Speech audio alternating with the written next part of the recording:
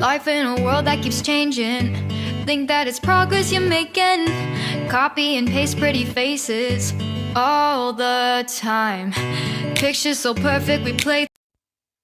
Hello everyone, welcome to Anointed Lady TV, the home of news and politics.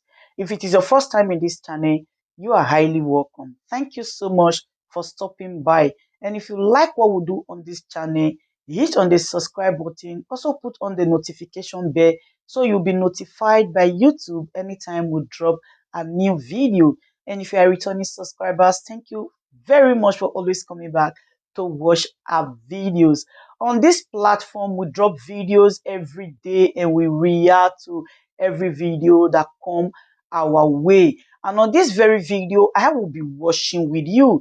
And after watching, let's go to the comment section and drop our opinion constructively. Like our videos and also share our videos if possible. See you next time in my next video. Very critical, in my view, is the issue of qualification. And you can see that you probably in the course of this our campaign, we have appeared in your studio where I was having a back and forth with Festus Keyamo about the certificate of that candidate. So there are lots of controversies around the certificate. Some people have stretched it further to talk about conviction in America and whether that person can be. So all of these things are part of the many more reasons we have brought to the court. There is only one request we have, Mr. Tèñśiøn, and the request is for the court in the land to abide by what they say from the beginning, that the court is about time they depart from technicality and focus on substantial justice. Substantial justice is whether the thunder comes down or not. You must come down to the case of who scored the lawful majority vote. No procedural area of law should invalidate substantial determination of this matter. What is the premise of our prayer? Because if you look at Africa, you will see that democracy, there is an attempt supported by the global community to deepen democracy in Africa. It has happened in Malawi, it has happened in Kenya. These are places where before now you would have heard they say Supreme Court would never annul themselves. It's the tradition you see in Nigeria when people say Supreme Court has never annulled. Therefore, Supreme Court would not. Hold on. Take your popcorn, take your drink, sit back and see. In the face of overwhelming evidence, the Supreme Court will hold your case and sustain it. This is the belief. Our prayer is that technicality should not be used. Substantial justice must be given to this case. And number three, the institution of state must not use their overbearing power and compromise the judges or compromise the processes. American embassy have backed us on that. And in fact, the world community have also said that the local laws in Nigeria must be adhered to the adjudication of the matter. So you were telling us the details of the petition against the declaration of Bola Tinubu of the APC as the president-elect. What are the other things that we need to know as far as the challenge that you and your party have thrown to the courts?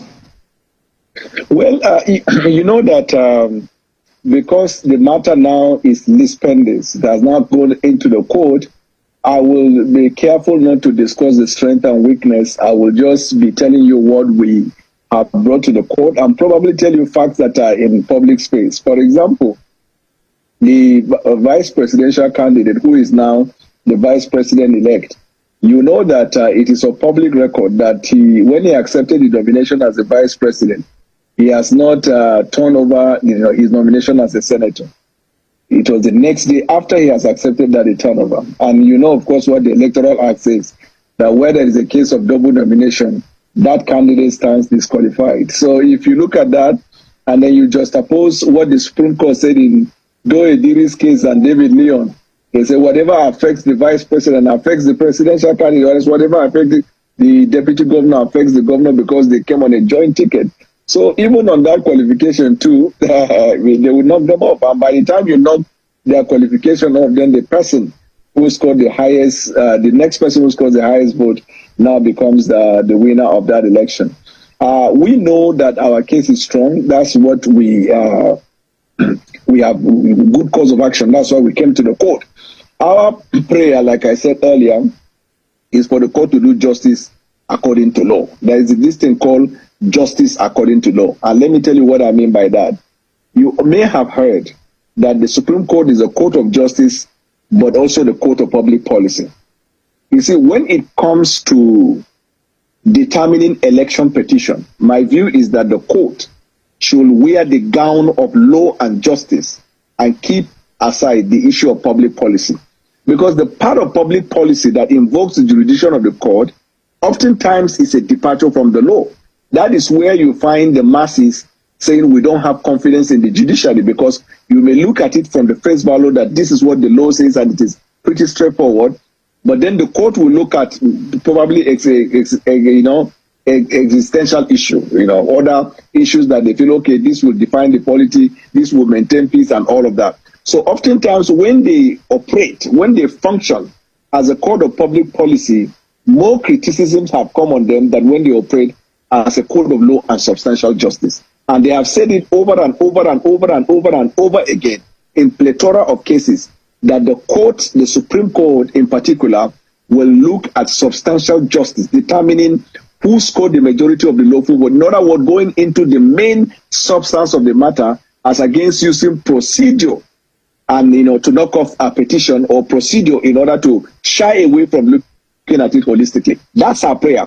And like I said also secondly, is that there should be non-interference. Now, what we have also argued to foreign international community, especially the U.S. Embassy, when they reiterated that they are going to place sanction on interference with the election, and they mentioned visa, we said, no, you have to go beyond that to revoke green cards to anybody who interferes, revoke their U.S. citizenship, anybody who interferes, go beyond that to asset freezing. Wherever their asset is anywhere in the world, you reach out under the doctrine of extraterritoriality and freeze those assets. You can even invoke international criminal law on those individuals, because oftentimes when there is a compromise of the process, it results in the loss of lives. Look at the lesson, Mr. Tèñśiøn, and I think that Nigerian will learn. In Kenya, Kenyatta Uhuru, when the matter came up, there was nothing Kenyatta did not do in order to oppress and suppress the judicial system. As a matter of fact, report has it that about 1,600 people were killed by law enforcement because of the expression of dissent and all of that. But the Supreme Court of Kenya, even when they were told, what if you invalidate the election? There will be more crisis. If you validate the election, what about the cost of conducting another election? The Supreme Court holds the view when it comes to determining justice, even if the entire country uses the entire assets of that country to determine the rights of people, is very important. And even if it takes for the country to turn upside down, the Supreme Court have also said that this is where we stand like a rock of Gibraltar and the heavens will not fall. This is what we need from the Court of Appeal and the Supreme Court in the case of this election tribunal.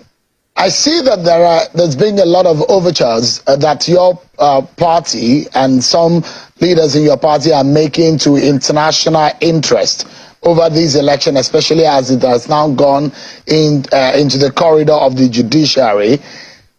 Do you believe? No. Do you believe? No. Do you believe in our legal system to give justice in this matter? So this is how the world is framed. You have the local government, you have the state government, you have the national government, you have the sub-region, and then you have the global community. They all exist intertwined. That's why anytime there is a violation of human rights in a country, then the cry is not limited to that country. You have to invoke the powers of international community. That's why you have the United Nations. You have so many other treaties. All of these things exist so we can bring a firm country that obeys not just international treaties and laws, but even the local laws. You can look at it all over the world. Even us in Africa, I remember in our military era, when our sub-region had one problem or the other, the president of Nigeria will play his part in ensuring that in that country the rules of engagement are followed. There is no overture. When you have a ruling government, right, the president of the ruling government said the decision of the election is sacrosanct. You see the court of law? Why wouldn't you need international intervention on that? Because you are preempting the judiciary by saying that. You are preempting the court.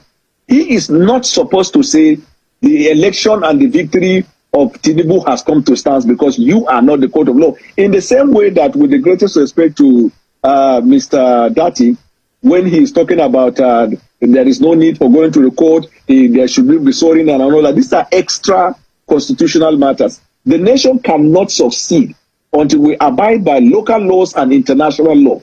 Now, why do you mention overture? Let me tell you why. Were it not for the intervention of the global community in both Malawi and Kenya, the Supreme Court of those countries would not have summoned the courage to deliver justice according to law, because the presidents of those countries intimidated the judges, intimidated the people. That is the practical situation we're in the country now. This was an election that was rigged like a daylight robbery. The president of the country did not deem it fit to speak to the INEC chairman that what about Section 65 you people talk about? The proviso said you have days within which you can review complaint. The man said, I will do it. He never did. But now in Adamawa, he said, we are reviewing it. Smack and outright hypocrisy on the part of the electoral body. So you have to have collaboration. And so why did we welcome the foreign observers? Why are Nigerians going to other countries of the world? The President Buhari, on many occasions, has sent Obasanjo. Can you explain? Sorry. This may be a bit of a digress, but can you explain the uniqueness of Adamawa case? Is there anything that is out of the line being done in that process? Yes, the election was conducted, and Governor Fintiri won the election. Then suddenly, they now say there is one election, one result that is to come in from the local government called Fufure. We are the candidate of that party who also was contracted by INEC to print sensitive INEC document. Now, they said that there is one election result that is supposed to come from there. And it took the courage of one of the agents to stand before them and say, look, we will not allow this election to be manipulated. They stood their ground. That's why you see both Adamawa and Kano, the election results were announced at the end of the day. If this same thing was applied all over Nigeria, the result would have been different. APC did not win more than 5 states in Nigeria. I'm just being honest. Look at our last presidential election. In all the Northwest, from the result sheet that was given to us by INEC, the duplicate copy, in the entire Northwest, we sweep it with very large vote difference. But do you know what they did? They now went and upped their vote, and they were putting it small. You defeat here by 3,000, defeat here by 4,000. I have never seen manipulation or read anywhere in the world of a magnitude that we saw in this election. And the reason is because they faked the idea of beavers. There was nobody has talked so much about beavers than the INEC chairman and Festus. Festus Okorie was in fact seated there the day of the national coalition. Why was he mute in terms of interpreting Section 65? Why didn't he advise INEC chairman that this man has not scored 25% in FCT? Even if he thinks that it is right, why don't they advise the country and say, we hold the view and this is our interpretation? Because, Mr. Boala, Adamawa's election has not been concluded and results has not been announced and no winner has been declared just yet. Isn't that a bit different? That was why I was trying to get clarification, because a lot of people watching might get a bit confused from how you were able to put those two scenarios together, looking like they don't really align. No. The point is clear. And it is not just the case in Adamawa. You look at all the states of the Federation. Okay, why did it take this long before, for example, Abia, for a result to be announced now? When was the election conducted? Was it not this same scenario that played out when the INEC chairman announced the day before he announced the victory? He said, we are going to take 3 states today because it was remaining 6 states. He said, we'll take 3 states today and take 3 the next day.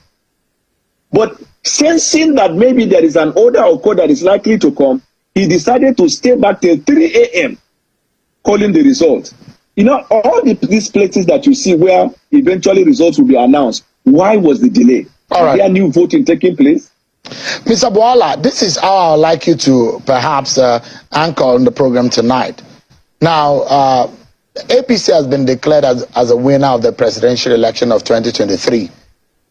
Your party and your candidate said he actually won the election.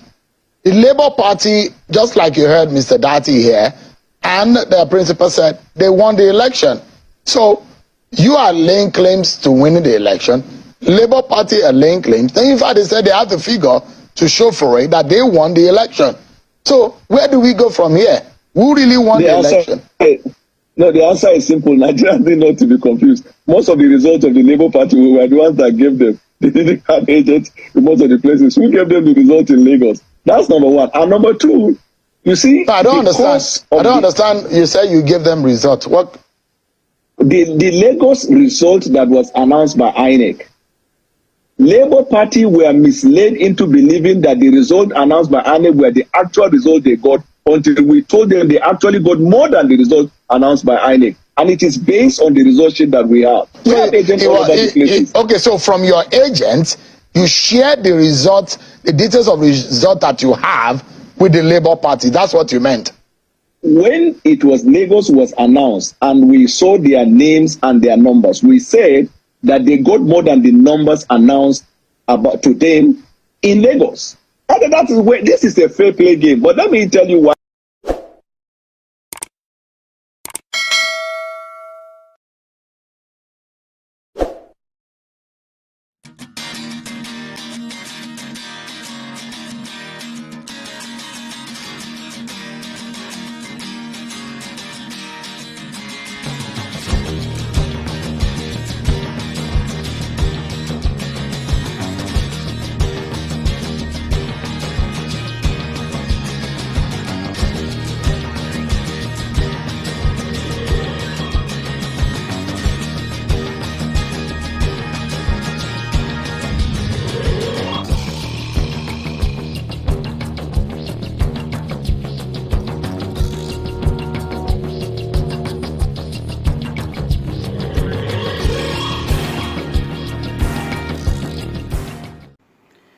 Good day, ladies and gentlemen. Good day, my brothers and sisters, my mummies and my daddies over there. Is your sister again, your doctor, your friend, your girl, Anointed Lady TV. Please, if today is your first time of coming across my YouTube channel, please do subscribe for me. Subscribe and turn on the notification bell. So each time I upload any video, you will be notified. So in this my channel, I will be bringing up many things to you in which you will benefit from it. I do talk show, I do news, anything you want to talk about, I am into it. Please subscribe and turn on the notification bell.